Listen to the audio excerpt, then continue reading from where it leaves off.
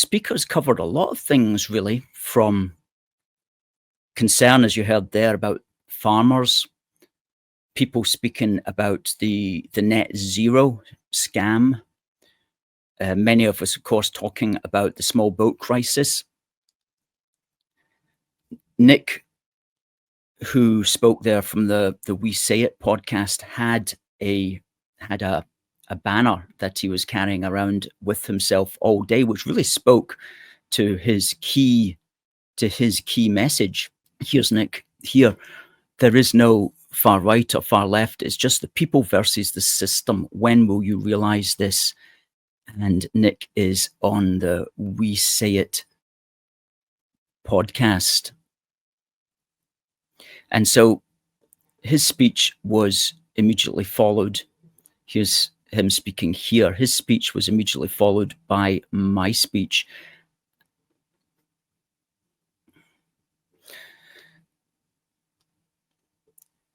As you can see there, beautiful scene there. Really is perfect. So colourful with the white cliffs of Dover in the background. That's really, really nice, that picture. I just think it's a banger, that picture. Absolutely. And then a slightly wider angle here of my talk, which was the last one of the day, which I just happened to work out that way. And I was quite pleased with that because I was able to deliver the solution, as it were, to the small boat crisis, and to explain why the politicians are not stopping the small boats. And I'll get to that shortly when I speak about the book. But what we also did is, just in front of that picture, there's the pier that goes out into the sea. And so we were, as a consequence of our crowdfunder, we were able to produce this big banner, "Asylum Frauds Out." And so what we did, rather than stand about with it, is that we tied it to the pier at the point that it's overlooking the event. And there you see that there, "Asylum Frauds Out." Very powerful message. 3 words. If you can't say it in 3 words, try to say it in 3 words, is the way we look at things with our website address there. Another one, we also tied the AFFG flag to the flagpole. So people loved that banner very much, and it definitely gave the message. And here's another picture here. As you can see, that's the people on the pier looking down. All of these people are supporters, by the way. They're all looking down on the event and on the speakers. That's getting towards later in the afternoon, when it began to get a little bit more overcast. But once and here's another fantastic picture. Look at that. Isn't that just great? There'll be blue flags over the white cliffs of Dover. So proud of our man there, who was holding that 4-meter flagpole high and showing that this is a concern for people from Scotland, just as it is from England, and indeed for all of the rest of the United Kingdom.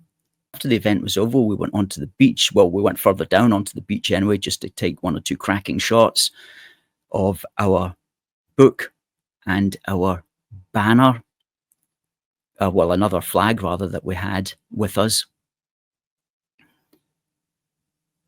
That's another good picture with the white cliffs of Dover in the background.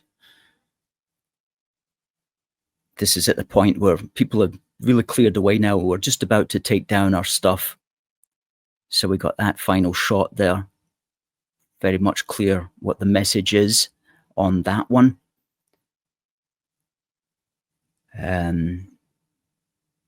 What else we got here? Yeah, that was before we left. That's a really good picture of Derek and the organizer. That's Richard, the organizer of the Great British National Protest, on the left. That's just towards when it was winding down. And I would say there was several hundred people there. I wouldn't want to put a number on it, but certainly several hundred would be the the figure. That's a very colourful picture. Now see these hills in the background? We're heading towards them in a moment. But before we do that, we just took one final shot, which I love. Look at that. Look at that. Isn't that a cracker?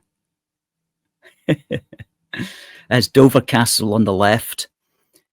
Below Dover Castle is this amazing, massive apartment block. I don't know when it was built, maybe in the 1930s, but there must be hundreds and hundreds of people living in these really big, nice, attractive flats.